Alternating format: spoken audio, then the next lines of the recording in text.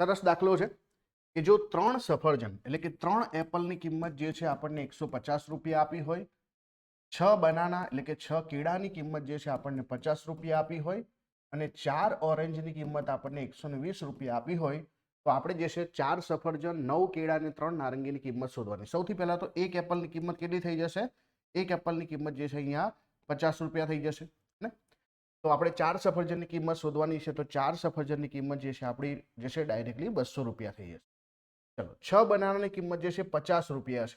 આપણે કેટલા બનાનાની કિંમત શોધવાની છે? 9 બનાનાની કિંમત શોધવાની. તો પહેલા તો એક બનાનાની કિંમત કેટલી થઈ જશે? 50 ભાગ્યા 6 થઈ જશે. તો અહીંયા જે છે આપણે 9 બનાનાની કિંમત શોધવી હોય તો હવે 9 વડે ગુણી નાખીએ. તો 50 ભાગ્યા 6. હવે જો ત્રણેય ભાગ છે તો આ 2, ત્રણેય ભાગ છે તો 3. તો આ કેટલા થઈ જશે?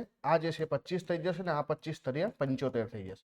તો 9 બનાનાની કિંમત આપણને 75 મળી. હવે જો 4 ઓરેન્જની કિંમત, આ ઓરેન્જ છે, 4 ઓરેન્જની કિંમત 120 થઈ, તો એક ઓરેન્જની કિંમત જે છે 30 રૂપિયા થઈ જશે અને 3 ઓરેન્જની કિંમત જે છે એ આપણી 90 રૂપિયા થઈ જશે. કેટલી? 90. આ ઓરેન્જ.